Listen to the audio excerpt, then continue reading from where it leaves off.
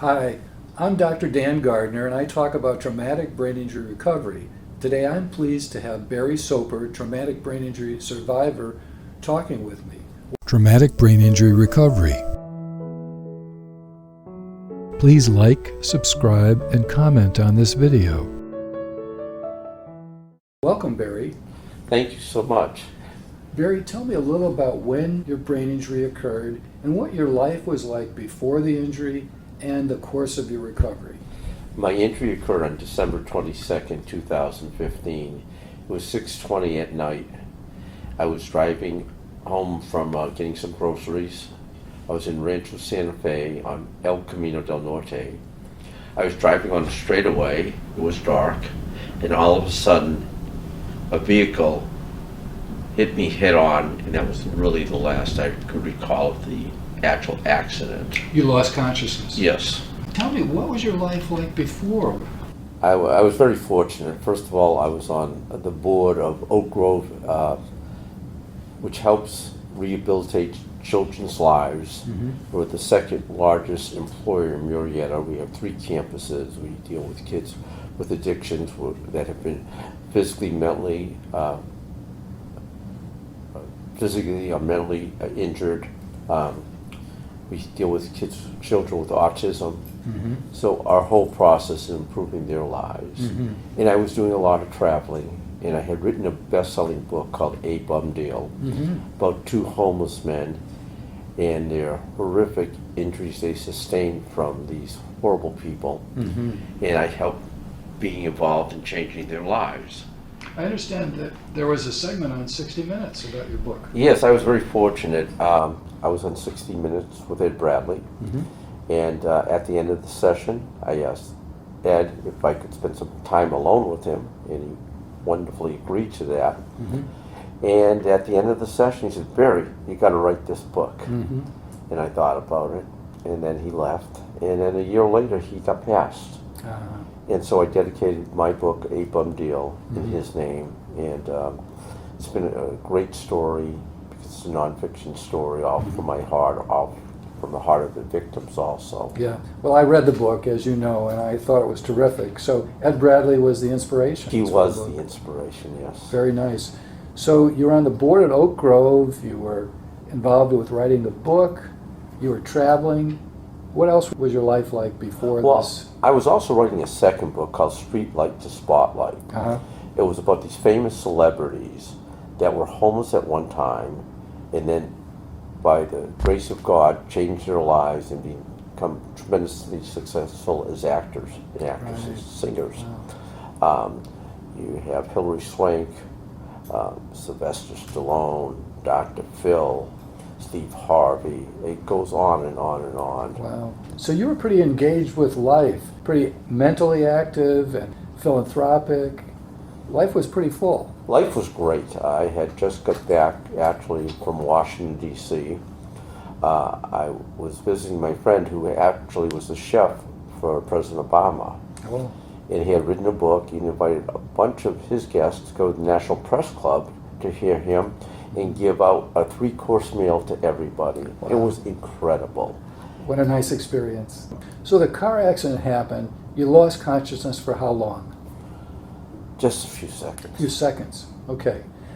Then tell me what happened since the accident. How did that concussion affect you? Well, I ended up going by ambulance to the hospital. Mm-hmm. I was released. I then went to an orthopedic specialist. I had 8 hours of MRIs. Mm. He suggested I go to a neurologist who has been excellent. Mm-hmm. And from then on, I went through a range of doctors, 13 to 15 doctors Wow. at a time. And that's all because of this accident? All because of the head injury. Wow. So let's talk about what symptoms and problems you had resulting from the brain injury. Well, I think one of the problems was I wasn't the same person I was. Mm. And that was real difficult. I imagine. Can you elaborate on that? How you were different? I would cry a lot. I would laugh a lot. Emotionally, I was just like a 5-year-old at times. A 5-year-old. And My thought process wasn't really good. I didn't like talking to people. Oh. I stayed away from people. You withdrew? I withdrew. I see. So you'd say you'd cry a lot and laugh a lot. You felt like you were acting childishly. Yeah, and I felt like I want to be in isolation. I just want to be left alone. So when you were around other people, what was the experience? It was uncomfortable. So you'd laugh a lot, you'd cry a lot, your thinking wasn't the same. What other emotional or cognitive or behavioral symptoms or problems did you have? I slept a lot. I was under a lot of medication. No one really managed my medication. I think that was one of the issues eventually I had. Mm-hmm. And I was taking pills like Soma, which one doctor prescribed as like being in a coma. And, and after taking all this medication, I was like a zombie. The side effects truly outweighed the benefits on that one. Absolutely. Mm-hmm. Other things, other problems that you're aware of? Well, one, I realized right away that it'd probably be a long recovery, and I wouldn't be able to be the person I was, which was very depressing. Were you surprised? Because some people would say, well, he had a brief loss of consciousness and he should bounce back right away. Were you surprised about that? Well, you know, I was hopeful, but a lot of my friends who wouldn't come see me because they felt so bad for me, and that was hard also. They stayed away. They stayed away. Why do you think they stayed away? Because I wasn't the same person that they knew at that time. Are you saying that that was upsetting to them? That was very upsetting to them. Yeah, yeah. So these symptoms you're telling me about, how did they affect your daily functioning, like driving and working on your book and interacting with your family and people close to you? Tell me about that. As far as my driving ability stopped that day. I couldn't drive. I also had double vision. Double vision, okay. Which also caused other issues. I see. My conversation with other people would be very short. Uh-huh. I felt embarrassed. Yeah. Was your memory affected?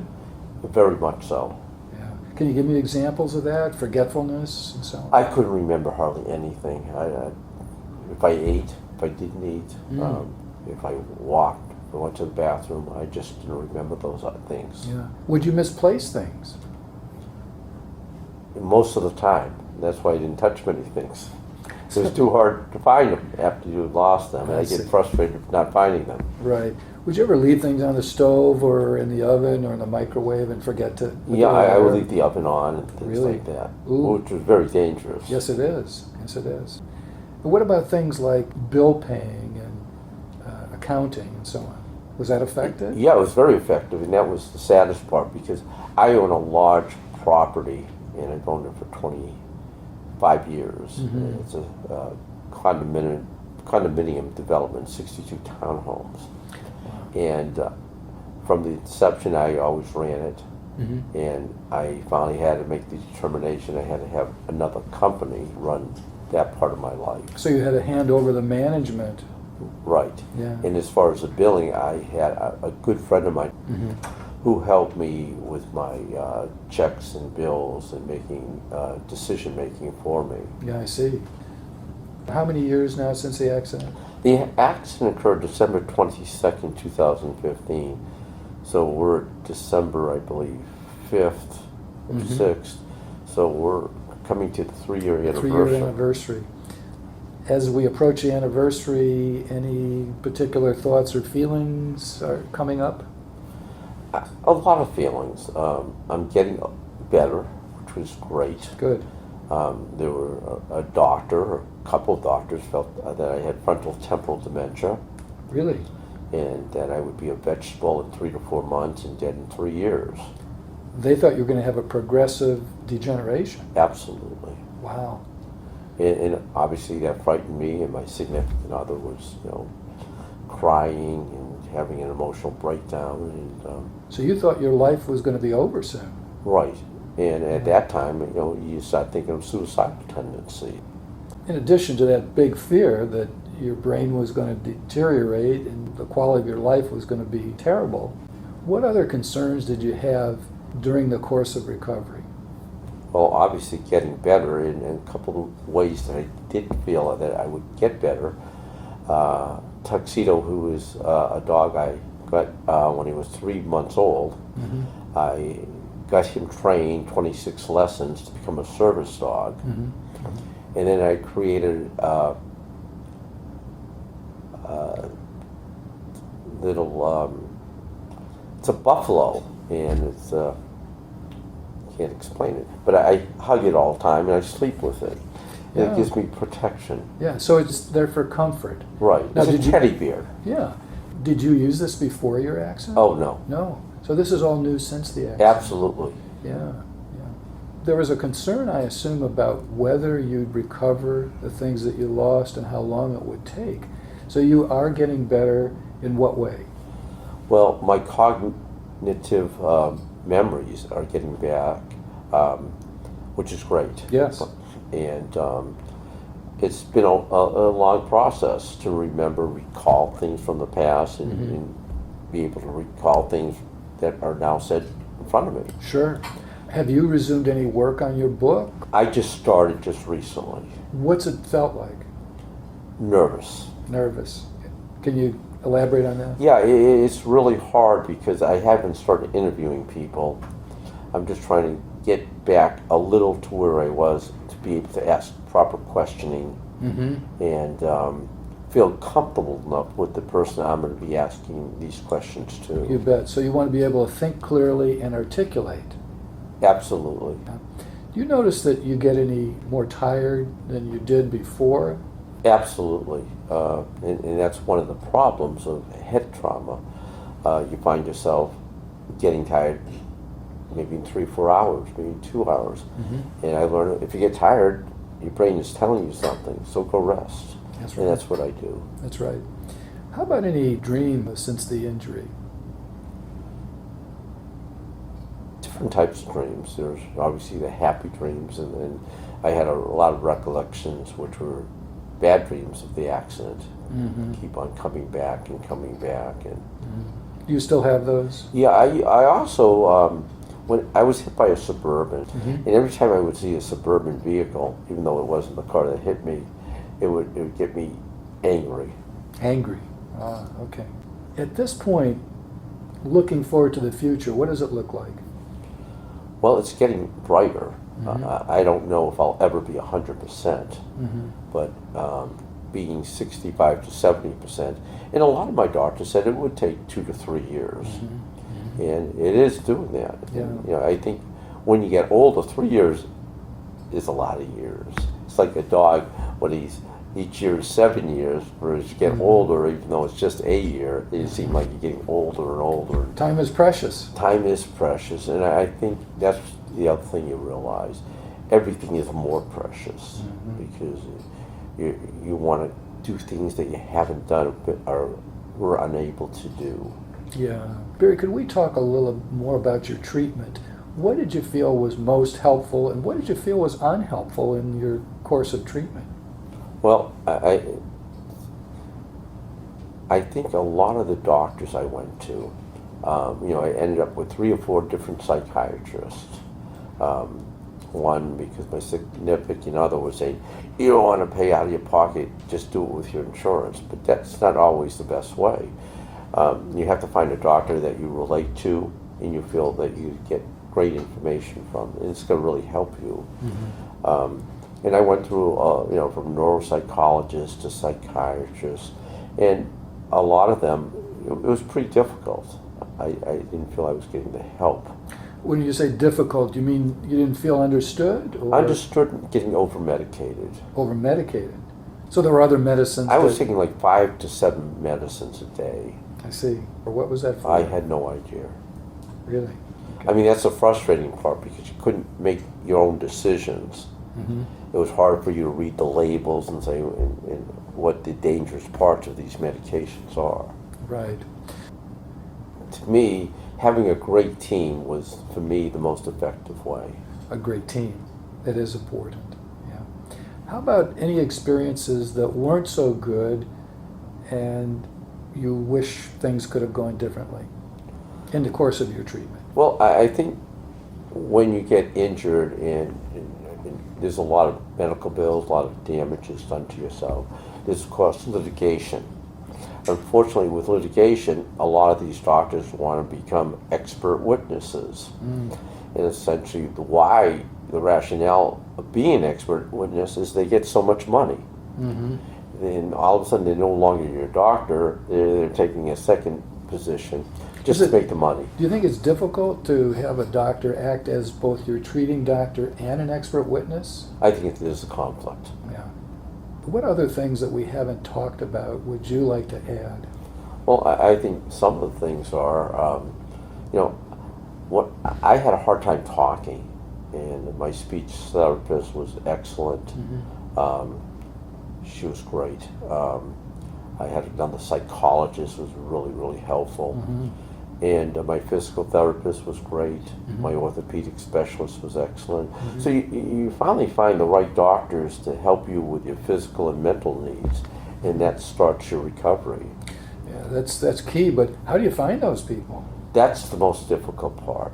It's not like you have it's like looking into a telephone book. Who do you pick? Yeah. I mean, and where do you get your resources from? And that's really, really hard. So how did you find them? I was fortunate, like my doctor, I got him through a great friend of mine who said that Doctor is fantastic. He'll be really helpful with your traumatic brain injury. And fortunately, So what advice do you have for other brain injury survivors who are beginning the recovery process? well, I think it's frightening because there's not a lot of paths you can go to, not a lot of really professional people you can talk to. I think that's a big problem with brain injuries. They'll have some get-togethers, fundraisers, but that's not a way to really help you. You can meet different people, but there has to be a better spectrum of ways to meet different doctors that can help you with your mind and with your body and your emotions. So you think you'd like to see other services, additional services? Absolutely. Do you have any specific suggestions? Well, I think that the people in the psychiatric field, or psychologist field, or just mental health field have to work together to work with these individuals in just the medication, not just throw out medication, but have someone actually control the medicine that goes into the person's body. It's easy to push pills, isn't it? Oh, it's very easy, and it's very easy to get addicted to them. Right. So what advice would you have for doctors who treat brain injury survivors? Sometimes I think they should go and get new courses. New And courses? get re-educated, because things have changed. And I think the world has changed, as we all know. We have phones that can do such amazing things. You don't even need a key to start your car. You can do it off your telephone. You can look at your phone and have it start up itself. You could have your heat in your house change and have the temperature gauges work the way you want to, or your air conditioning. It's a changing world, and the question is, a lot of doctors are old school, and even a lot of the newer doctors are old school, and they have to learn to change with the times, and so the patients have to also. So Barry, at this point in time, you told me that your injury was about 3 years ago. Your memory is improving. You're getting re-engaged. You're starting to get re-engaged in working on your book. What things in life are giving you meaning and satisfaction at this point? I think the appreciation of life itself. Just to get up and, I see my wonderful dog, it's Tuxedo, and he runs and he's alive, and I want to be alive like that. I want to enjoy everything, and Right. I want to be able to travel again. I want to be able to see the things that are meaningful to me. Right. And you also learn who your friends are, Yes. and also, the people that you ask why they didn't show up, and a lot of them have good reasons. They don't want to see you in that particular position. Yeah. But friends are friends, and friends give their heart to their people. He's a busy man, and he would take me out twice a week. We'd go for breakfast, and have conversation. He'd drive me back, and he would help me actually get up the stairs. And in the Jewish religion, it's called a mensch, and a great person. And you didn't have to do that, but that's how you know who your real true friends are. Exactly. You wish that some of your friends wouldn't have been so distressed and would have been able to handle their own feelings about your injury better, so as not to prevent them from coming to visit and staying connected with you. Yeah, absolutely. Yeah. And the other problem, I think, is that being a person with traumatic brain, you really don't have a segment to talk to other people who have similar injuries. Right. So what do you do to connect with other people going through the same kind of recovery? It's problematic. Yeah. And I think it's well needed, because Yeah. I did talk to a wonderful person who had a stroke, and he was in a wheelchair. And we talked, and it was great. And it was the last time I saw him again. I said, let's get Really? together. Okay, so that was an informal thing. They're very informal. There's no formal activities that you participate in. I would have liked to, Yeah. and still like to. Yeah. Seriously. Okay, so you'd like to see something where you can build an ongoing relationship for support and information. Yeah, and I think that's one of the things that are lacking is support. I don't think there's a lot of support groups out there that you can go to and say, we've been through this. We can help you with this. We can help you see the light. And I know you're in darkness now, and you have to take small steps, but you'll get there. So those are the challenges of the field right now. Before we stop, Barry, anything else that you want to add? Well, the best thing is, as I start my journey, it's a journey to get better. It takes a while, and you have to know when to stop. If you get tired, you have to say to yourself, stop. Right. And it's hard to do, because you really want to go, go, go, go, let the energized belly, but you may not be the same person.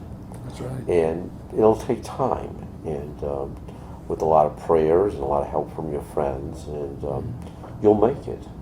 So it's hard to accept that we're not the same person we used to be, grieve the loss, and make the best of what we have. I think that's a great way to put it. It's a challenge. Yes. Yeah. So Barry, I want to thank you for spending the time and effort to talk with me today. I think it's been very informative and helpful for not only me, but other people who watch this interview. Well, I hope so, and I think it's a great thing what you're doing, because I think you can get other people who are similar to me, who have brain injuries, to get some meaning out of this and get the help that we all need. Absolutely. Thank you so much, Barry. You're welcome.